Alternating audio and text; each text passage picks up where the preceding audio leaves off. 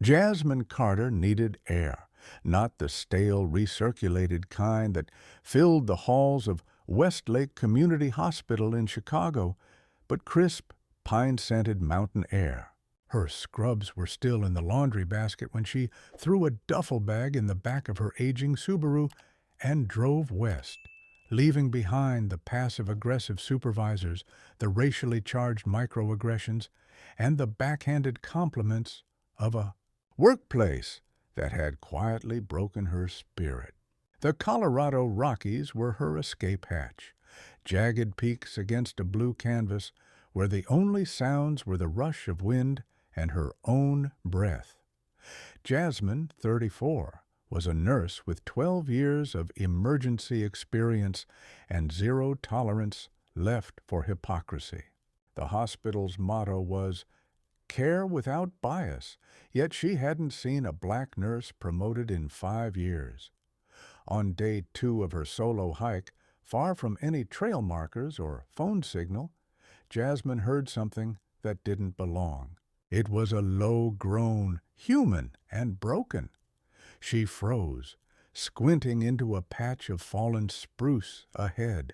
There, half covered by leaves and dirt, lay a man, sprawled at a grotesque angle, his right leg bent unnaturally, blood soaking through torn hiking pants. She rushed to him. "Hey, sir, can you hear me?" No response. His skin was pale, lips dry and cracked. She knelt, checking pulse, weak but there. Airway intact, no signs of head trauma. But the femoral artery, that was the problem. Blood oozed with every heartbeat. Jasmine didn't hesitate. She yanked her emergency kit from her backpack, found the tourniquet. When it snapped into place, he jolted faintly, but stayed unconscious. She worked on instinct, stabilizing the leg, cleaning the wound, speaking to him, even though he couldn't hear. "It's okay," she whispered. "You're not dying here." Only when the bleeding stopped did she notice the gleam on his wrist, a Patek Philippe watch. 6 figures, easy. His clothes, despite the damage, were high-end, reinforced gear you'd find on a billionaire's Instagram, not a local hiker. Then there was the tattoo on his forearm, a stylized serpent wrapped around a caduceus, custom ink. She'd seen it before, somewhere. Who was this man? She climbed to a ridge until a single bar appeared on her phone. It was enough. She called 911, relayed the coordinates, waited until she heard the telltale whir of blades cutting through sky. When the medevac arrived, she flagged it down like a woman possessed. "I'm a nurse," she shouted over the rotor wash. "You need to check for internal bleeding. He's hypovolemic." They listened. They always did, when it was life or death. The man was lifted into the chopper, and Jasmine was left standing in the silence, heart hammering in the sudden stillness. She didn't know it yet, but everything had already changed. The next morning, back in Chicago, Jasmine's phone rang before she'd even unpacked. The caller ID said Westlake Internal. She nearly didn't answer, but she was still employed. For now. "Jasmine," came the voice of Chief Administrator, Dr.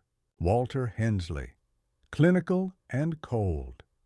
"Please report to my office immediately." She did. Still sore from the trail, she arrived wearing plain clothes, thinking maybe they'd ask about the rescue. Maybe they'd say, "Thank you." Instead, when she walked into the staff lounge, every head turned. Hensley stood at the center, flanked by 2 HR reps and the ever-loyal receptionist, Clarissa, the one who always found reasons to forget Jasmine's PTO requests. "You're being terminated," Hensley announced, loud enough for the entire floor to hear. For unauthorized medical intervention outside of duty hours, use of restricted supplies, and violation of conduct protocols. The silence was suffocating. "I was off duty," Jasmine said calmly, "and I acted as a private citizen." "You acted recklessly," Hensley snapped, "and in doing so, you've jeopardized this facility's legal integrity. You used medical judgment under our license, off the clock. That's grounds for dismissal." Jasmine stared at him, heat rising in her chest. "I saved a man's life." "You compromised this hospital's liability shield," Clarissa chimed in, smirking. "Actions have consequences." Security was called. As Jasmine was walked out past colleagues too scared to speak up, someone filmed the whole thing. Clarissa uploaded it to TikTok within the hour, captioning it, "When you think rules don't apply to you, by Felicia." It hit 100K views by lunchtime.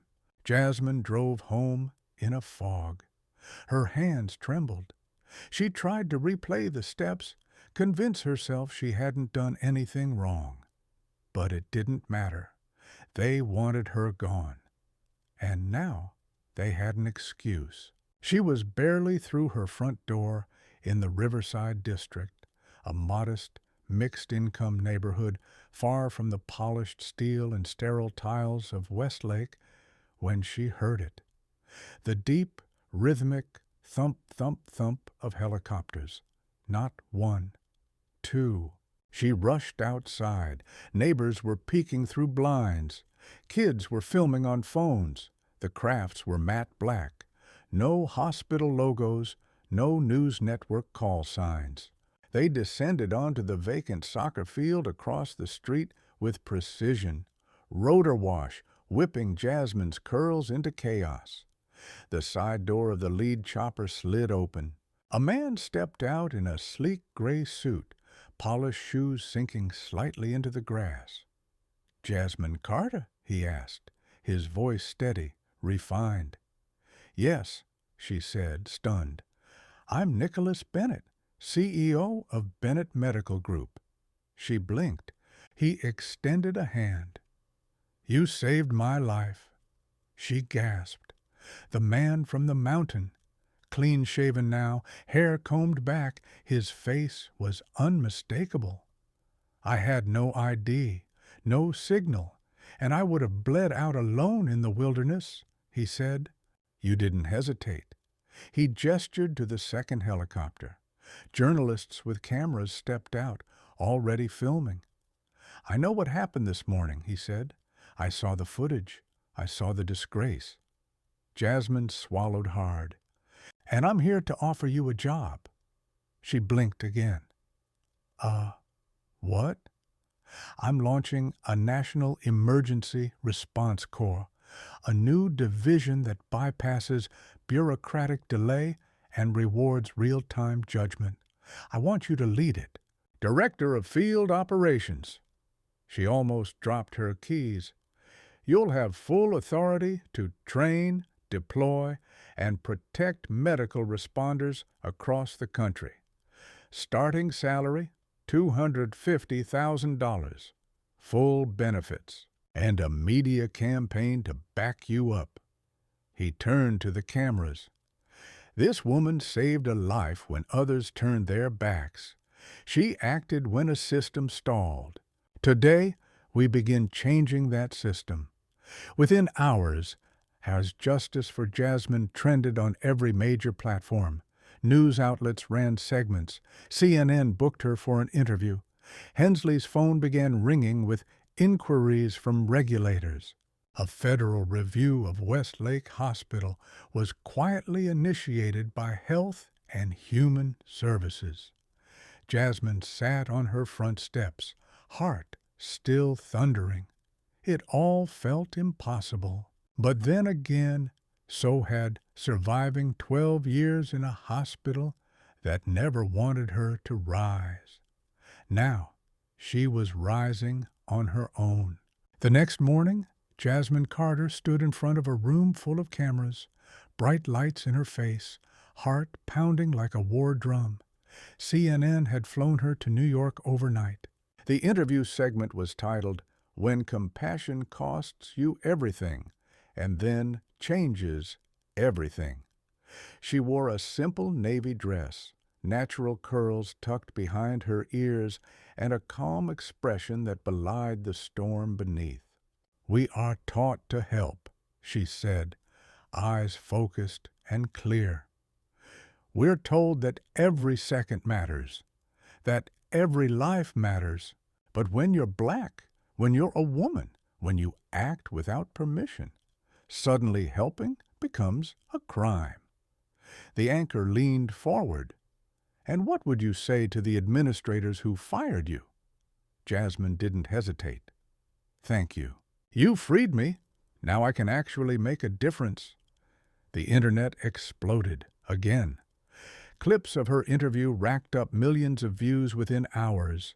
Celebrities retweeted her story.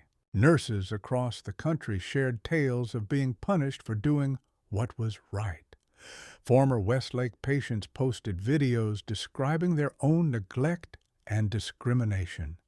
A storm had begun, and Jasmine, unwillingly but undeniably, was its eye.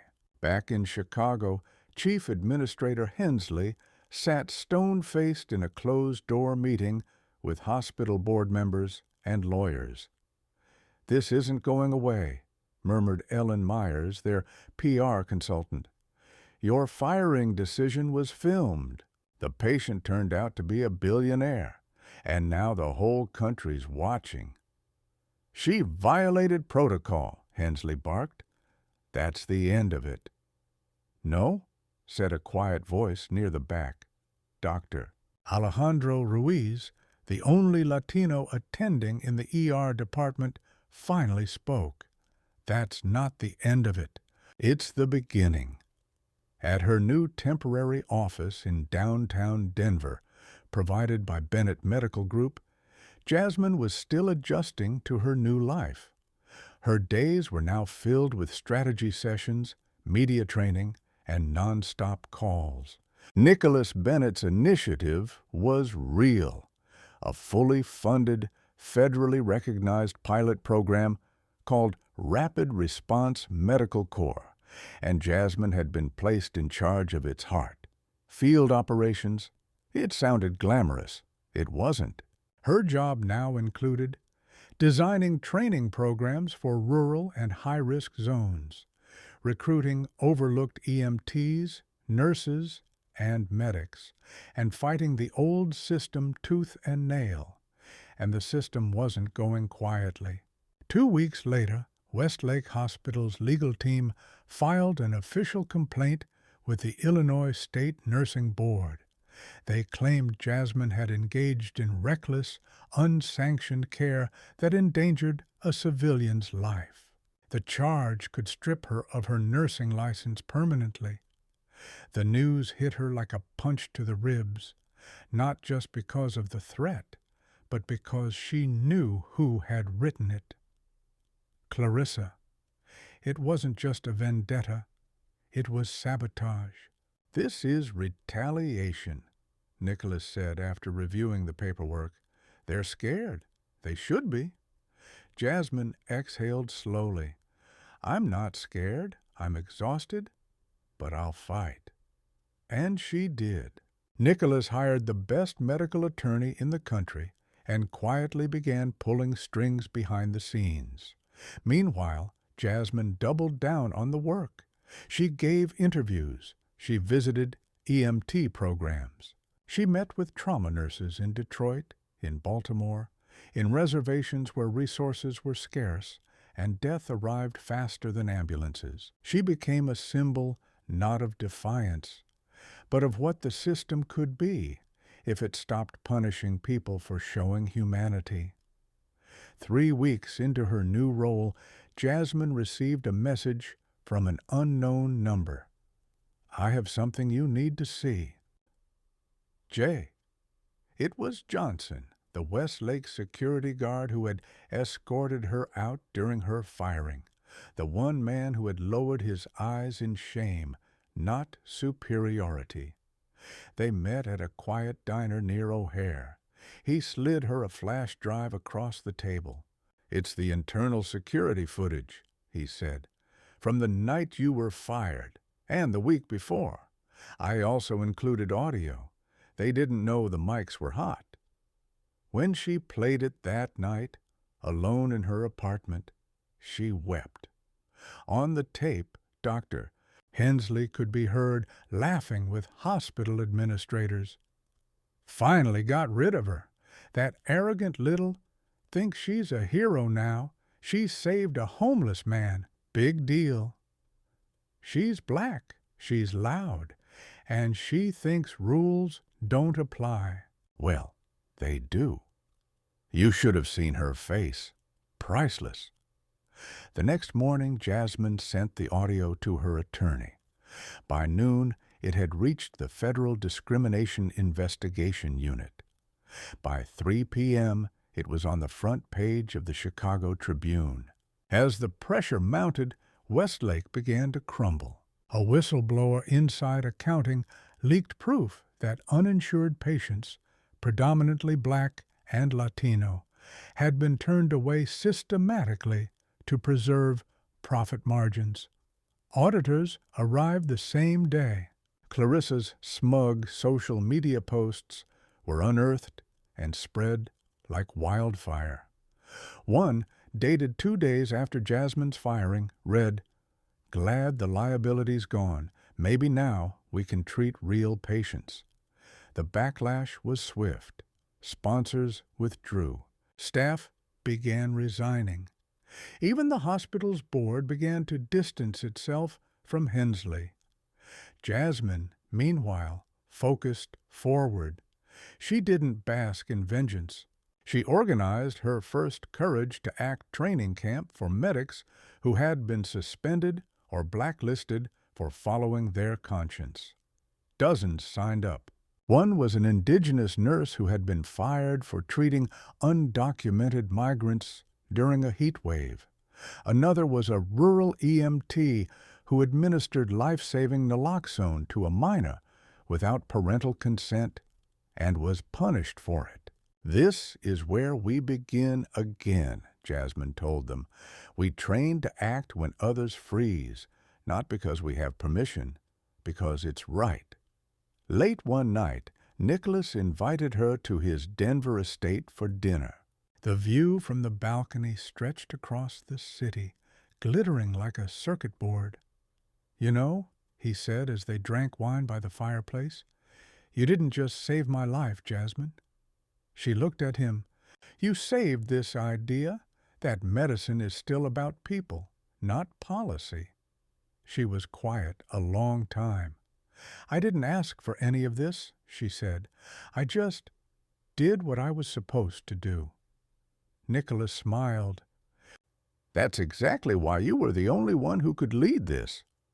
By the end of the month, Westlake's doors were nearly shuttered. The Department of Health suspended its funding pending federal review. Hensley resigned under public pressure.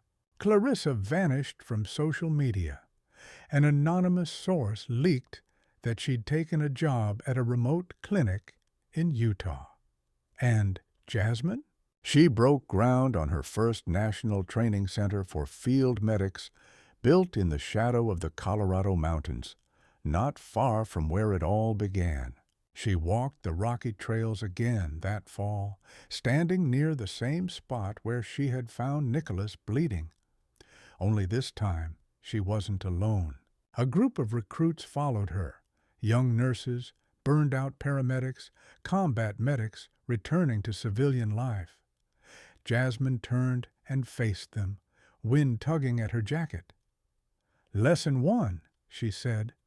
"You don't need a title to save a life, just courage." And they listened, because the world had changed, because she had changed it. 6 months had passed since the day 2 helicopters landed on Jasmine Carter's lawn and changed the trajectory of her life. In that short time, she had gone from being an underpaid, overworked ER nurse in a toxic hospital system to becoming the national face of medical justice and grassroots reform. Her name had become synonymous with action, not only within the medical community, but across the country. Every time someone said, "We can't help them, they don't have insurance," there was now a pause, because people remembered Jasmine, and Jasmine had never forgotten where she came from. The National Training Center for Emergency Field Medicine stood at the edge of the same Colorado forest where she had found Nicholas bleeding on the ground, somewhere between life and death. Built with funds from Bennett Medical Group and millions in public donations, it wasn't just a building, it was a statement. The central atrium featured murals of real medics in action. There were no ivory towers here, no sterile white halls of elitism. The instructors wore hiking boots. The first aid kits were covered in dust. And the people who walked these halls, they looked like America. Black, Latino, Native, white, Asian, immigrants, refugees. No one here had connections. They had stories and scars. Jasmine stood before the first graduating class, looking over a sea of newly certified trauma responders and mobile medics. Her voice carried across the open amphitheater as the late-day sun filtered through pine trees. "You are not just here to save lives," she said. "You are here to save hope." A beat of silence. "And you already have." Applause broke out, not polite or practiced, but raw and real, the kind that made your chest tighten. Back in Chicago, Westlake Community Hospital was no longer Westlake. The sign had come down months ago, replaced by a plaque reading, "The Doctor, Jasmine Carter Community Health Center." The takeover hadn't been easy. Federal audits had revealed years of corruption, racial profiling, illegal billing, and even falsified patient charts.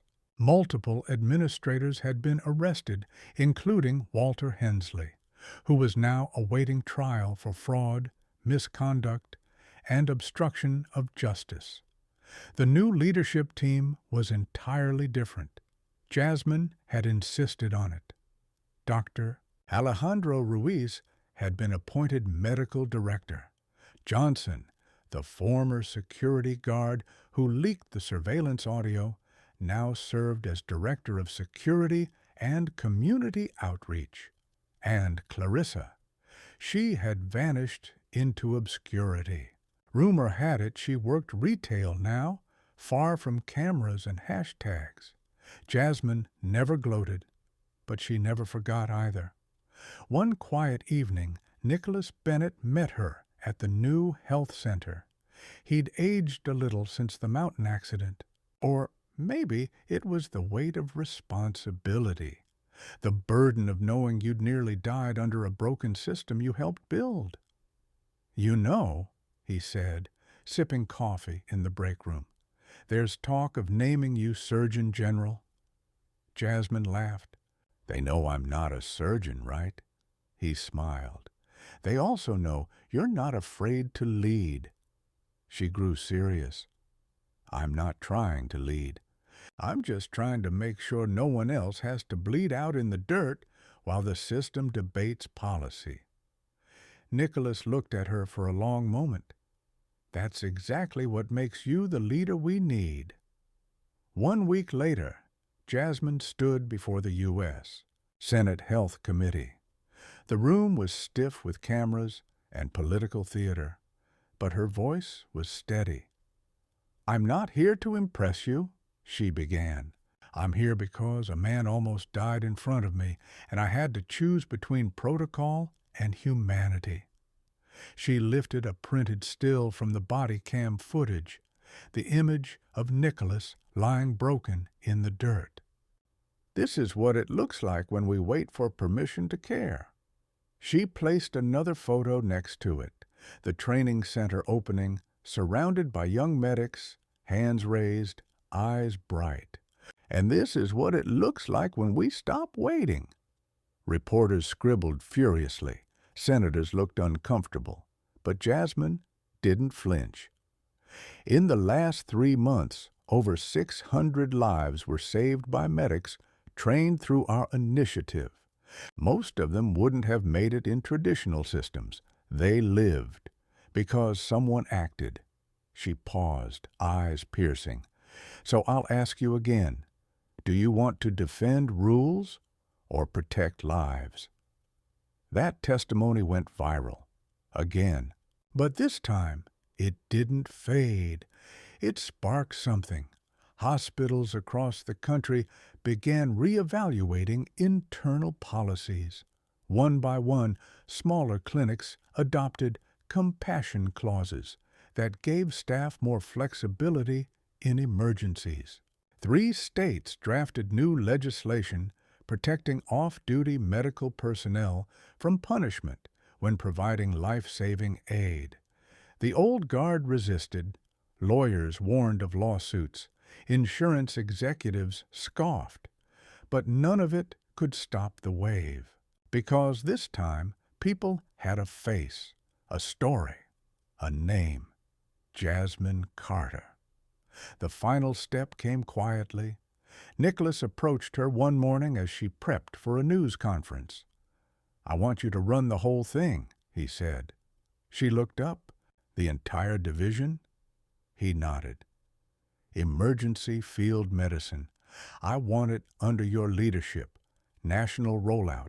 5 cities, then 10, then 50. Jasmine blinked. "You sure?" "I nearly died," he said, "and then I lived. Because of you. It's time I returned the favor. Not with money, with trust." She nodded slowly. "Okay, but we do it right. No top-down policy. We build it from the street level." "Your way," Nicholas said. "All the way." 1 year to the day after the mountain rescue, Jasmine returned to the same ridge. She came alone, carrying a single backpack, a thermos of coffee, and a folded American flag. Not the military kind, but one embroidered with the names of every person who had died because help came too late. She reached the overlook by midday. Snow dotted the peaks. Wind howled across the valley, the same wind that had once carried a medevac to her side. She stood for a long time, the flag pressed against her chest. Then she opened her satchel and placed a simple plaque into the earth just beneath a twisted tree trunk, in memory of those who weren't saved in time, and in honor of those who refused to wait.